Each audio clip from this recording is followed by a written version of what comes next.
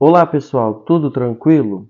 Aqui é o professor Josiel e nesta aula a gente vai começar a falar da bacia hidrográfica do rio Jacuim. A aula será dividida em 3 vídeos.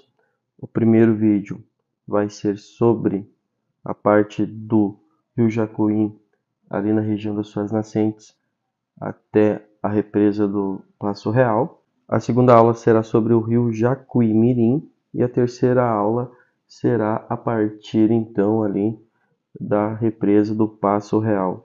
Serão 3 aulas que vão destacar a imensidão dessa bacia hidrográfica desse rio de extrema importância para o Rio Grande do Sul. E nessas aulas estaremos relacionando o rio com as enchentes. Então vamos lá. Primeiramente, a área de drenagem do rio Jacuí, a área que a gente chama de bacia hidrográfica, começa nessa região aqui, onde nós temos um grande município com uma grande área urbanizada que é Passo Fundo. Entre Passo Fundo e Marau, a gente vai encontrar as nascentes do rio Jacuí. São vários rios que vão se juntando e formando o Jacuí. O Jacuí é muito extenso quando a gente compara a proporção dele com o tamanho do Rio Grande do Sul. E nessas áreas aqui onde eu tenho Marau e Passo Fundo, mas principalmente Marau, a região sofreu muito com os alagamentos durante o mês de maio. Porque quando a gente fala do Jacuí, a gente está especificando o rio Jacuí.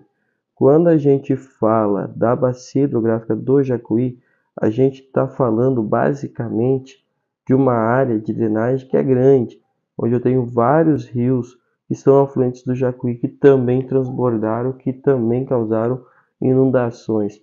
Essa região aqui também teve muita chuva, é uma região de relevo de Planalto, na região norte do estado, e uma das coisas mais marcantes que vão ter ao longo do rio Jacuí, que vocês vão perceber, são as represas.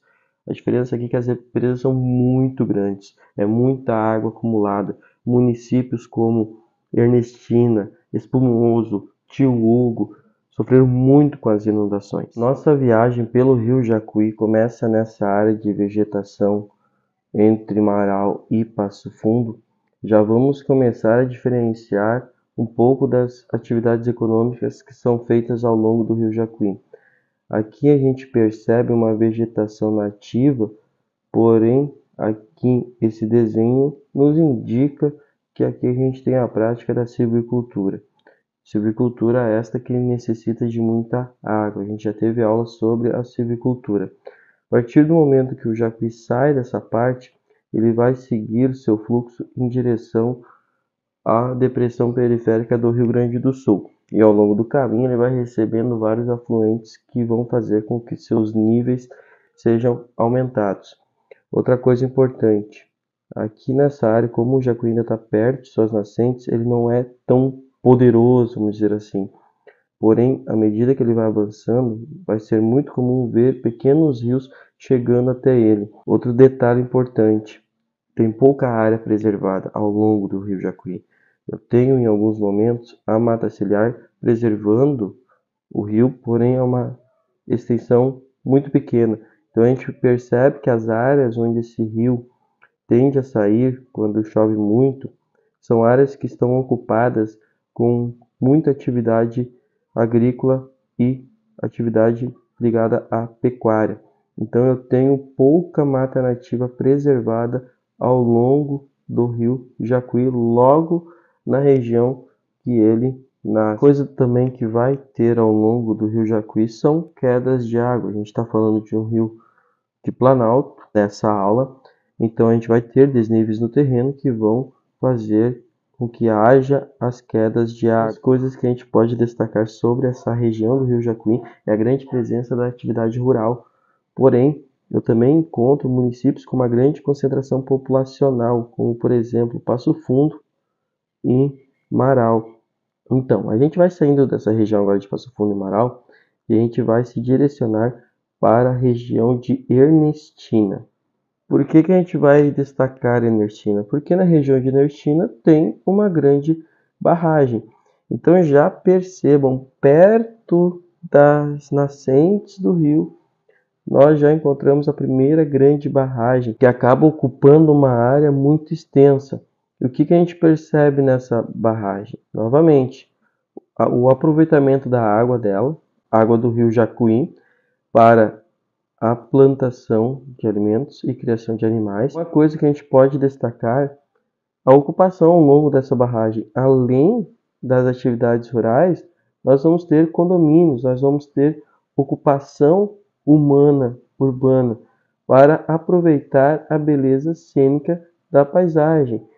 Porque aqui a gente pode navegar, pode pescar, aproveitar os dias de calor, porém, se a barragem aumentar o seu nível por causa das grandes chuvas, é fato que nós vamos ter inundações. E quando a gente olha para o município de Ernestina, a gente vê que a sua área urbanizada não está distante da barragem. Então, se a barragem aumentar um pouco o seu nível, nós já vamos ter uma área rural sendo alagada e uma área urbana também sendo alagada. Então, a gente já viu 3 municípios afetados diretamente pelas inundações: Passo Fundo, Marau e Ernestina.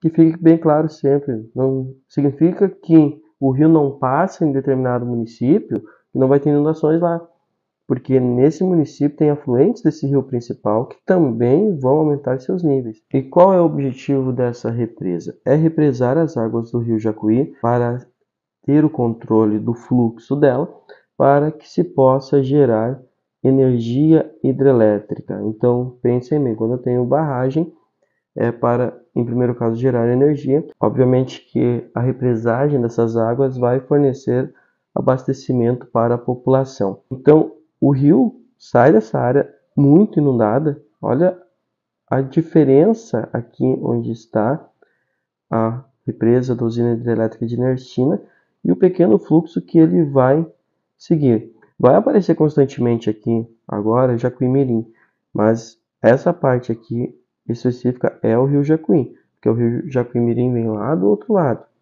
Então, quando o rio sai da represa de Ernestina, ele vai avançando. Percebam que ele tem curvas, percebam que ele tem áreas de inundação, percebam que é muito fácil o rio sair do seu leito, inundar áreas. É muito fácil nós encontrarmos banhados nas áreas de margem, que a gente também chama sempre de planície de inundação, mata de várzea, e começamos a perceber que o rio começa a esculpir o relevo também. Ele não deixou de esculpir. E aqui a gente encontra mais uma represa que vai usar as forças do rio Jacuí em prol da produção de energia hidrelétrica. Notadamente, a gente percebe uma grande alteração ao longo das margens, aqui provavelmente atividade de mineração, e percebam sempre o grande problema que a gente vai perceber, independentemente se é área urbana, se é área rural, são as ocupações ao longo das margens. Quando o relevo ele fica mais íngreme e acidentado, como vocês podem ver, a gente já consegue até perceber um pouco mais dessa preservação, mas é muito pouca. Então a gente chega então aqui num município muito pequeno, é o município de Tio Hugo, município pequeno com uma economia baseada na atividade rural. Olha a distância, obviamente que o rio saiu do seu leito, inundou áreas rurais, inundou o pequeno município nessa região aí pouco urbanizada. Aqui um detalhe, isso aqui é atividade mineradora. Então, ao longo do rio Jacuí, suas águas também serão usadas para atividade mineradora. Adiante, o rio Jacuí continua seguindo seu fluxo, fazendo suas curvas, e quando a gente afasta e a gente percebe uma área mais ampla, a gente vê que predomina a atividade rural. Nessa parte aqui, o rio Jacuí pode, inclusive, depois de uma grande cheia, cortar caminho e abandonar uma grande área, mais um meandro abandonado que é muito comum nos rios do Rio Grande do Sul. Outro detalhe, aqui mais uma vez o rio Jacuí recebendo afluentes. Então a gente vai começar a colocar uma coisa na cabeça. Esse rio, quando a gente lembra dele, a gente pensa, nossa, Porto Alegre, a junção do Caí, do Sinos, do Gravataí. Mas ele vindo lá da região dele, ele já está recebendo muita água. Depois ele vai se juntar com o rio Vacacaí, Vacacaí-Mirim, Rio Pardo, Rio Taquariantas, para depois chegar nessa parte aí que a gente pensa ali em Porto Alegre, onde junta mais 3 grandes rios e leva toda aquela quantidade de água até o Guaíba. Por fim, nós temos aqui o município de Espumoso. Esse aqui sofreu muito com as inundações, mas muito mesmo. Porque quando a gente olha para o município, a gente percebe que o desenho dele está totalmente ligado às curvas que o próprio rio Jacuí vai fazer. Essas curvas aí, que são seus meandros, a hora que veio a chuva, que o rio saiu do seu leito, inundou toda essa área próxima ao rio, inclusive tendo aqui hospitais, paróquias. Então, a inundação, pessoal, quando a gente pensa, Porto Alegre, região metropolitana, ela também atingiu municípios mais distantes de Porto Alegre. Então, a partir do momento que ele sai ali de Espumoso, ele segue seu caminho, vai recebendo mais afluentes, até chegar aqui nessa curvinha. Tem um município bem pequeno, mais um aí para conta, que também foi inundado, que é o município de Alto Alegre. Então, depois de passar por Alto Alegre, ele continua e ele finalmente vai chegar nessa parte aqui, onde a gente vai encontrar a famosa represa do Passo Real. Que no terceiro vídeo do Rio Jacuí a gente vai estudar mais essa represa e o rio a partir dela. Então vejam, chegamos aqui ao Rio Jacuí, deposita sua água, essa grande represa. Notem a grande extensão da represa, ok, pessoal? Então, a próxima aula vai focar no Jacuí-Mirim. Suas águas vão chegar aqui na represa do Passo Real e depois a partir do município do Salto do Jacuí. Um forte abraço, curte aí, se inscreve no canal e até a próxima aula.